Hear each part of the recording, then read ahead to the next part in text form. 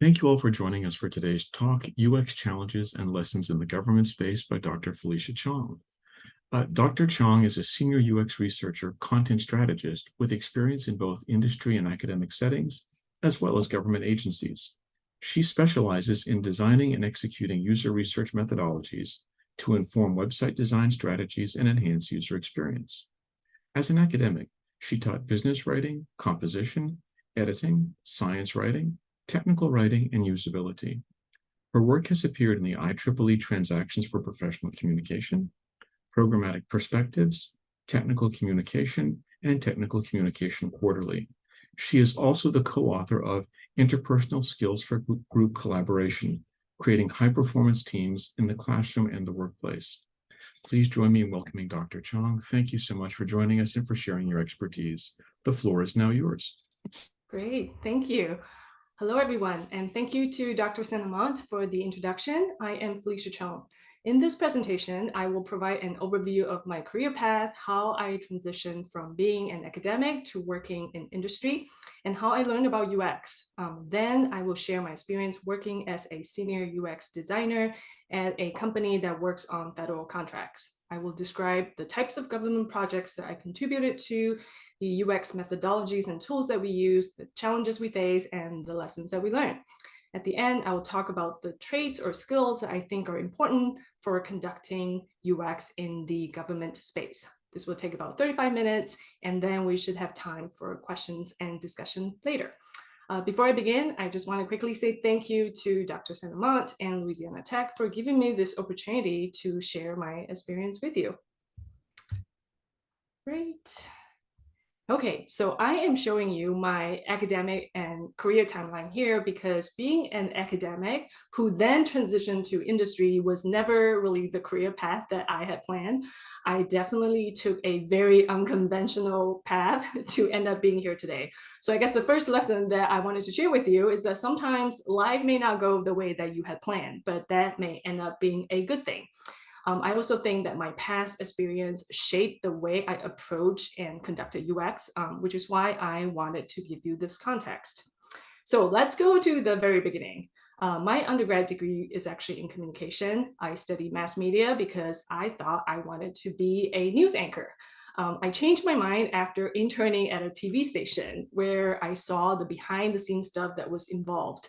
So I decided to get a master's degree in technical communication, which was the master's degree offered by my undergraduate program. After I got my master's in technical communication, I was looking for a corporate job as a tech writer, but I couldn't find the job that I wanted. I ended up being a high school teacher, even though I didn't have an education degree, because the school system was desperately looking for someone with a graphic and web design background, which were skills that I learned when I was a master's student in technical communication. And after teaching high school for about 2 years, I decided that I wanted to go back to school and get my PhD because I wanted to be a college professor and not a high school teacher. When I was getting my PhD, I also started college teaching, and that is when I was exposed to UX, which we will talk about later. After I got my PhD, I got a job as a writing professor. After getting tenure and promoted to associate professor, I became the department chair. After being the department chair for 2 years, I decided that I wanted to leave academia. This was a big decision because I had job security. That is basically what tenure means, that only in very unusual circumstances would you lose your job if you are tenured. I was promoted, I had no corporate experience. But I told myself that the time was right. I had been teaching UX without ever being a UXer or a user researcher. I wanted to try it. So I started looking for corporate jobs. And that is how I ended up being in my last job as a senior UX designer, which is the experience that I will talk about for the remainder of this presentation. I was a UXer until September this year when I switched to being a senior content strategist at a different federal contracting company. But for today's presentation, I will focus on what I did when I was a UX designer. So even though I thought I was going to be a news anchor, that didn't happen because of my internship. I ended up in the master's program because of my undergraduate degree. I thought I was going to be a tech writer. I ended up teaching high school because of the graphic and web design skills I learned in my master's program. I thought I was going to be an academic for life after getting my PhD, after getting tenure, after getting promoted. I did not think that I could get a corporate job because at that point I had zero corporate experience. But at my last company, they actually told me that I got my job because the graphic design background and high school teaching experience showed them that I can not only design, but my high school teaching experience showed them that I can be patient with our clients and stakeholders. So if you're still following at this point, I hope this story inspires you to not let your lack of experience stops you from trying something new. It is okay to not know exactly what you want to do right now, or if you love what you're doing right now, it is okay to change your career path later on. If UX is something that you are interested in learning more about, then great. That is going to be the next slide. So nowadays we hear UX and user experience everywhere, but 20 years ago when I was in college, I certainly never heard of a UX degree, especially not in the humanities. So when I first learned about usability, it was actually in the context of user testing your instructions to make sure that your end users understand and can follow your instructions. This was when I was getting my PhD at Michigan Tech, where most of my students were engineering students. I was teaching technical writing, which is a required class for engineering students. One of their assignments was to write instructions, and they had to user test their instructions with the intended audience. And this experience really opened my eyes to how system-centered or expert-centered humans can be. If we are the ones writing the instructions or designing the product, we tend to think that the instructions make sense or that the product design is perfect, right? So when we test the instructions with the users, if we see that users can't follow our instructions or understand our design, then obviously the users are stupid because our design or writing is perfect. In fact, there is an article on the Nielsen Norman Group website that specifically answers the question of, are users stupid, that you can see on the screen here. Because of this experience, I got very interested in user-centered design and started doing a lot of research and published multiple articles on the topic. I would say these are the researchers that had the biggest impact on me: Jacob Nielsen, Don Norman, and Bob Johnson.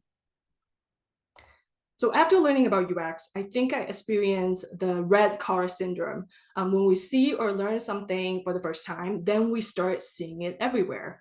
In my case, I started noticing a lot of everyday objects or instructions that were not user-centered at all. I think most of us can relate to these things that I'm showing on the screen, right? They're not as intuitive as they should be.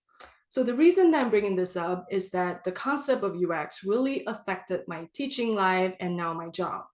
As you saw earlier, I got a job as a writing professor after getting my PhD, where I was teaching all kinds of professional writing classes: business writing, technical writing, science writing, and editing. And in every class that I taught, regardless of the topic, I try to incorporate UX principles and practices as much as I can. I always tell my students that good instructions or good writing cannot compensate for poor design. As you can see in this door example, putting a sign on doors with handles doesn't actually improve the poor design, because when we see doors with handles, we expect to pull. So in professional writing, you are not writing to yourself, and you're certainly not writing to your professor. There's always an intended audience. And I always said to my students that you have to be your user advocate. That is why we do audience analysis. We need to know how, when, and why users are encountering or using your writing. Your goal is to help your users understand something or do something.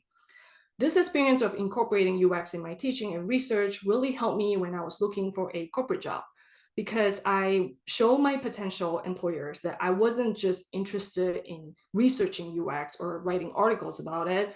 I was really trying to do it practically in my job as well.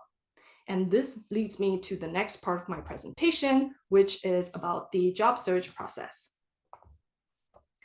So I started applying for corporate jobs at the beginning of last year, 2022. I did not have any corporate connections. I was a college professor for 9 years, so all my connections were actually in academia. I started looking on job search sites like LinkedIn and Indeed and sending my resumes straight to the companies. I didn't work with a specific recruiter, so I didn't really have any guidance or tips in terms of how I should sell myself. It was not an easy process because, as you can imagine, a lot of jobs require corporate experience. I was in that awkward position where I wasn't exactly looking for an entry level or junior level job because I have a PhD and I was a department chair or equivalent to a manager. But then I also felt like I wasn't ready to be in a senior position because of my lack of corporate experience. It took a few months for me to start getting job offers. I remember I always started my interview with, I know I am not a conventional candidate, because I knew the others were not academics like me. Some employers actually made it clear to me that they picked someone else with more practical UX experience than me. They were concerned that I was too academic, in the sense that I only knew how to do research and not practical enough to do a corporate job. I also wanted to point out that during my job search process, I learned that every company seems to name this role differently. UX consultant, UX researcher, UX designer, UX strategist, UX research lead, or UX analyst.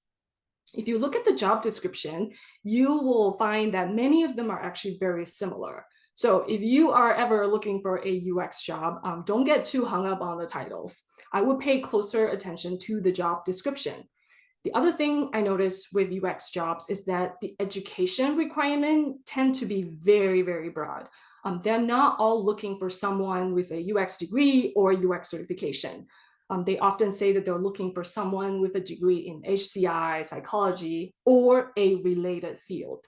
My experience is that there is always room to make your case, even if you don't look exactly like what they are looking for. Thankfully, eventually, I had a few job offers from companies in different industries. And I will say that I chose this one in the government space because I wanted to work on projects that benefit the general public. So now we will delve into my job as a senior UX designer at a federal contracting company. All right, so I was hired to be a senior UX designer working on revising or redesigning USDA websites. And these were the primary objectives from the job ad that I saved. The company was looking for someone to not just conduct UX activities, but they were also looking for someone with a design background. As you may recall, I happened to teach graphic design many years before this, and I never thought that one day those skills would come in handy again. But I took this job being completely new to the industry or to the government space. There were a lot of things that I had to learn, which I will delve into right now. So here I will point out some of the things that we do in the government space that I wasn't necessarily used to with my past experience as an academic. First, I would say one of the biggest perks of my job is that I work fully remote. As many of you know, a lot of people went fully remote during the pandemic, but as COVID got under control, a lot of people ended up having to go back to work. For my UX job, our company didn't require us to be on site at all. So I had colleagues from all over the country. I was lucky that I am in the same time zone as my company, which makes it a lot easier to figure out the meeting time. The other perk about working remotely is that we can basically work anywhere in the country. For the USDA contract, we cannot work overseas because of security reasons, which I will talk about next. So to apply for USDA contracting jobs, you have to be a US citizen and pass background check to get security clearance. The clearance that I currently have is called public trust. Depending on the contract that you're working on, your level of clearance would vary. To get clearance would require things like getting fingerprinted at a government agency and getting your PIV card, which is a personal identification verification card that you have to use to log into USDA email and portal. That application process could actually be very lengthy because of the processing time and facility. So I actually had to wait for about a month after I started working before everything was clear for me to formally meet with our USDA clients. Next, I will talk about contracts. So because we're contractors, it is very important to familiarize ourselves with what the contract is saying. It is called a SOW or SOW, which stands for a statement of work. That document will basically lay out what the project entails. And like with any new job, there will be a lot of acronyms that you have to start learning. I feel like that is especially the case in the government space, where for every project, there are acronyms that I have to learn. And related to contracts, because we're contractors, we actually bill our client hourly, which means it is very important for us to keep track and report the hours that we're spending on our projects. This is new to me because when I was an academic, I never had to keep track of my hours. I also want to point out that even though I am a contractor for USDA, I am still a full-time employee at my company with benefits. So after I was hired, I had to do a lot of USDA training for my job. There are usually the online modules that you can complete at your own time. So for example, we had to take security awareness training, accessibility training, PII, or personally identifiable information training, and records management training. And some of these you have to do every year. And the last thing that I want to touch on here is collaboration. So obviously collaboration is not new to me as an academic because I co-taught classes, I co-author articles, I serve on committees where I work with people from all over the university. But for the most part, being a college professor or even a department chair was a very autonomous job. I had a lot of control over how I wanted to run my class or even my department. My work didn't depend as much on others' contribution to make it happen. But that is definitely not the case as a UXer. We work very closely with other team members on a daily basis. Every project has a project manager or a PM who is in charge of making sure that the project finishes on time, communicating with the client, and managing both internal and external meetings. The other groups of people that I work with are the developers or devs, and they could be front-end or back-end website developers. I work with content strategists, so these are people who work on the content of the website. I work with UI or user interface designers. I was, of course, in the UX group. Every project has a different cadence depending on the project type and deadlines. So for some projects, we meet internally every day and with the client every week or every other week. Now I'm actually going to talk about the projects that I worked on and the tools that we use to conduct UX research. Now, I know even if you are interested in conducting UX in the government space, you probably won't be working on these exact same projects, but I hope this overview gives you an idea of the different kinds of projects and UX research that would be involved. So when I joined the company assigned these projects to me. We have a contracts team that is responsible for bidding on and negotiating these contracts with our USDA clients. 2 of these projects were already underway, and I joined the other one at the beginning of the project. This is also different for me because usually as college professors, we don't start teaching a class in the middle of the semester, right? But in the government space, it is common to hire someone and have them join the project at different phases of the project. So we have discovery. Discovery is the beginning phase where we are trying to research the website, gather requirements, and define the problem. Implementation phase usually happens after, where we're using the information that we found in the discovery phase to develop solutions and deliver the website.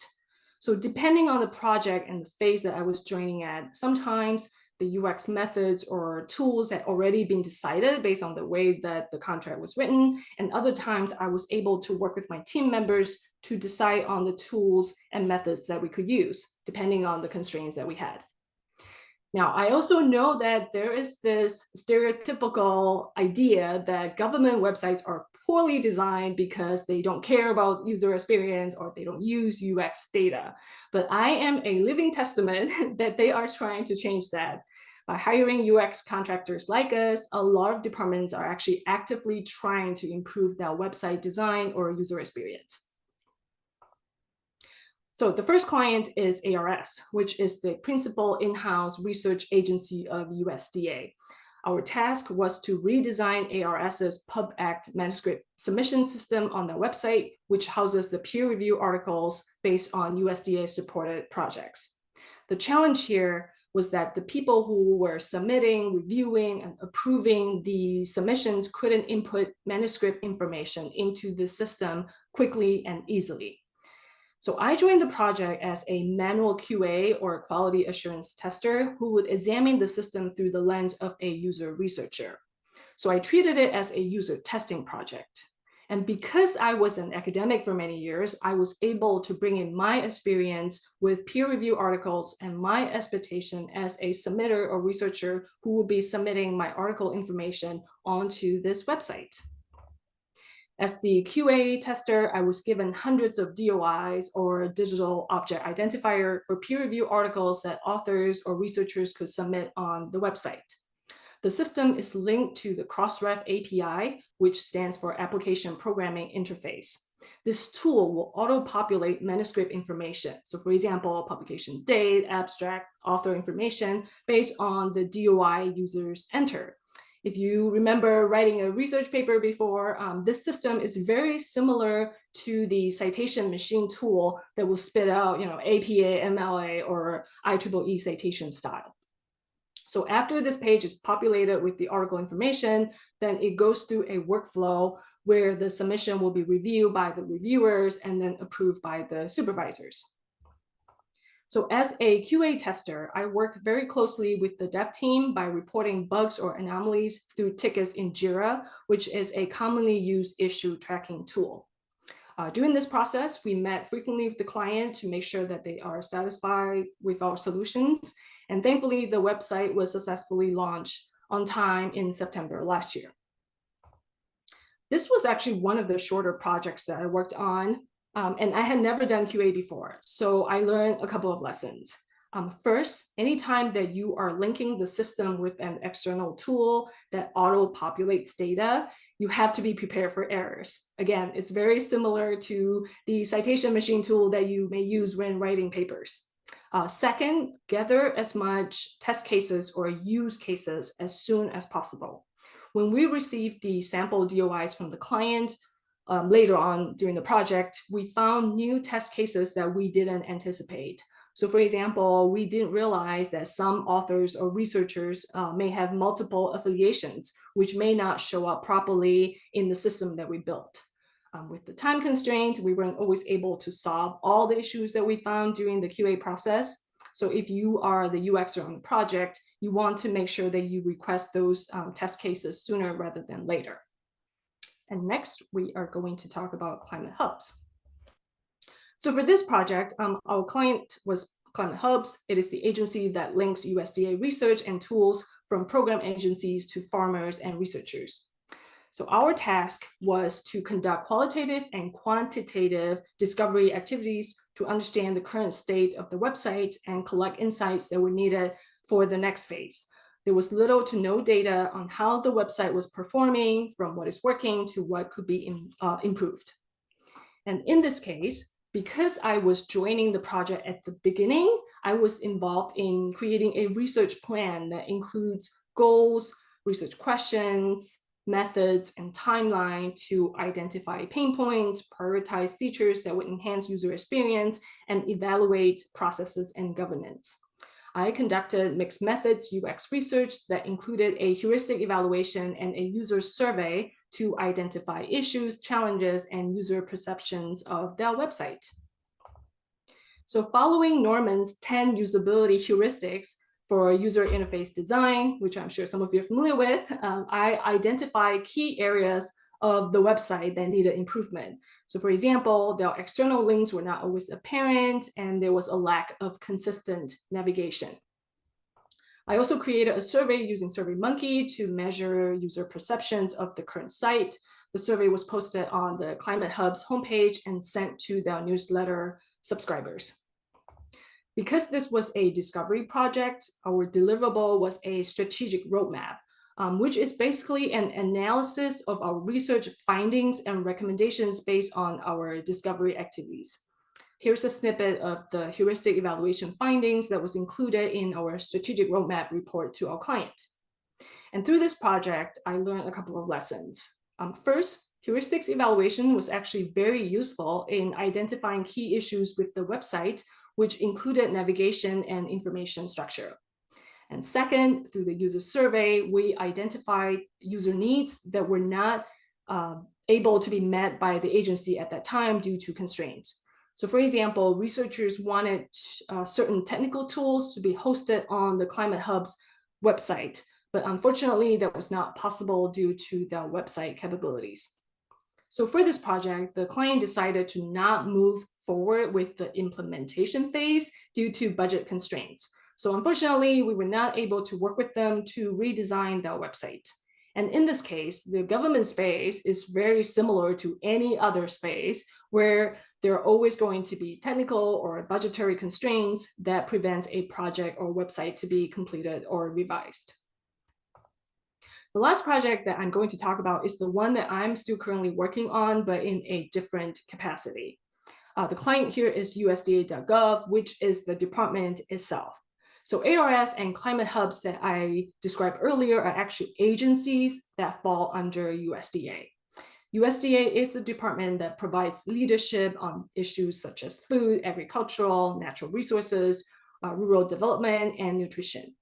And our task here was to redesign USDA.gov so that it's more accessible, easier to navigate, has a refreshed look and feel with relevant and timely information. For this project, I work with another UXer, and we created a research plan that measures user perceptions and attitudes pre and post-launch of the new website using both qualitative and quantitative methods. This is the project that we had done the most UX work on. So I definitely learned a few new UX methods that I will share with you here. So here are the UX methodologies and tools that we use. First, we conducted cart sorting with key stakeholders from USDA.gov to determine the site's information architecture and to evaluate category labels. This was informative to learn how users would label the main categories on the page and what pages they will put under those categories. This method was crucial in helping us develop the sitemap or tree testing. So next, we conducted tree testing with USDA.gov users to evaluate navigation hierarchy and findability of topics on USDA.gov. For this activity, we came up with top things that users want to accomplish on USDA.gov. And then we asked them how they would go find that information using the tree map that we created. To identify USDA.gov's users' pain points and perceptions of the current site, we used other methods that included contextual inquiry studies, which is a qualitative method, first click test, which is a quantitative method, and survey questions that included both qualitative and quantitative data. Contextual inquiry study is a method that we use when interviewing users one-on-one. We give them a list of things to accomplish on the site, and we watch them as they navigate on the website in real time. A first click test is a first impression test where we show users a page of a website. We give them a list of things to find, and they click on the spot where they think that information is. For this project, we did it for the homepage of USDA.gov because we are redesigning it completely. So we wanted good pre and post-launch user data. At my company, UX designers are responsible for creating wireframes and prototypes. So wireframes are basically black and white, stripped down version of a website design that you see here. Usually we get the technical content model from our content strategist who will tell us what the page should contain. So for example, the page should have a hero image at the top, a WYSIWYG body, a component below that allows you to put in external links or documents. So our job was to visualize it in Figma. Then once we have multiple pages, we could have a working prototype that mirrors the real website where you can click on certain links on the page and it will bring you to the next page. Prototypes are used to show the client how the website should behave. Once the wireframes are approved, then we move them onto the UI or the design team who would then add colors and images and style to make them look like what you actually end up seeing on the page. The redesigned USDA.gov site is being built by the dev team right now, and we're keeping our fingers crossed that it will be launched next year. So during these discovery and implementation phases of USDA.gov, we learned that first, we were able to develop useful recommendations for redesigning or restructuring the website by triangulating findings from qualitative and quantitative research. For example, we learned from the survey, tree testing, and first click tests that veterans assistance is a topic that is difficult to find. So we recommended for it to be featured on the new homepage. This user group was not made aware at the beginning of the project. And second, we needed to balance the department needs and the user needs. So for example, USDA needs to feature the 4 priorities for the department based on the administration. And users wanted the homepage to feature sections that are useful for them. So depending on the project and the contract, the UX data that we collected is user presented in different ways, as you saw earlier. So sometimes it is reflected straight in the wireframes or designs where decisions were made specifically because of the research that we did.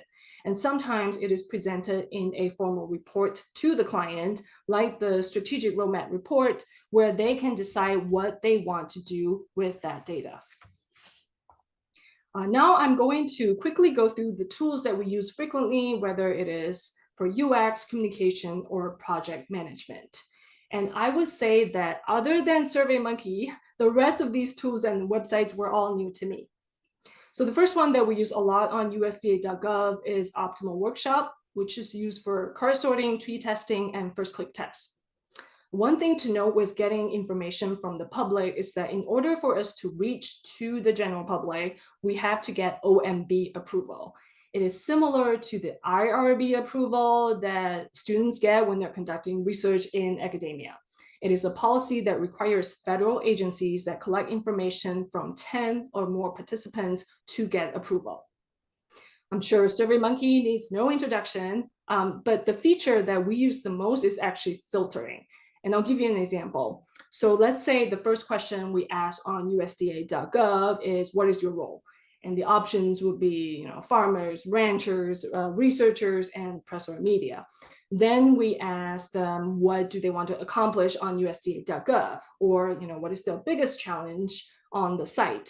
And after getting thousands of responses, which we did, then we could actually filter the responses by saying that I want to know what farmers feel about this topic, and then it will show you those results, which is great. So this feature actually was very useful when we wanted to focus on a specific user group.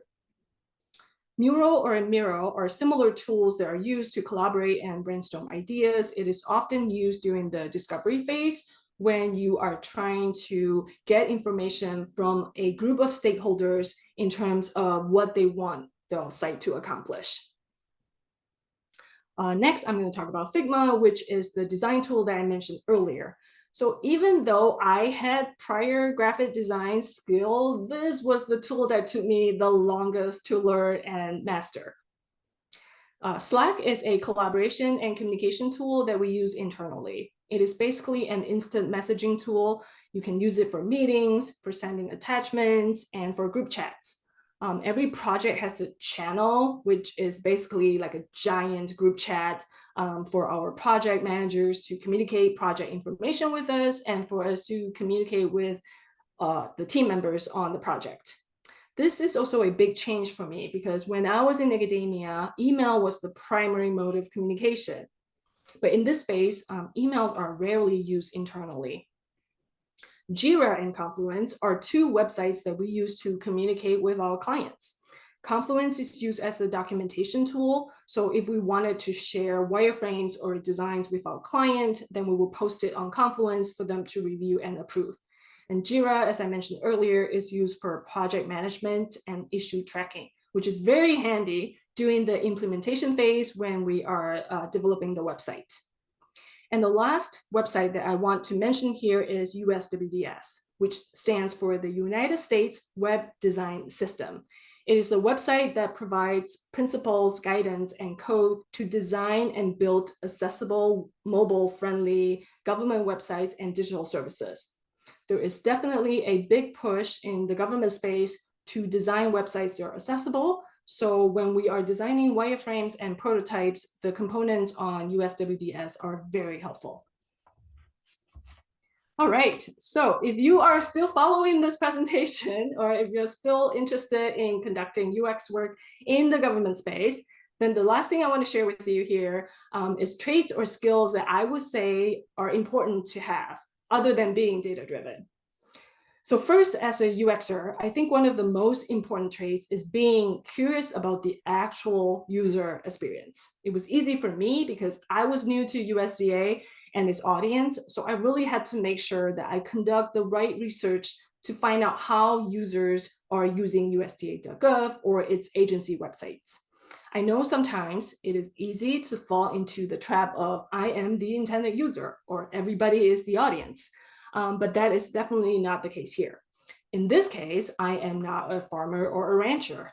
One thing that I never thought about was how important it is for our client's website to be mobile friendly, because there are farmers and ranchers out there accessing USDA website on their phone while they are sitting on their tractor in the field, which is never going to be the use case for me.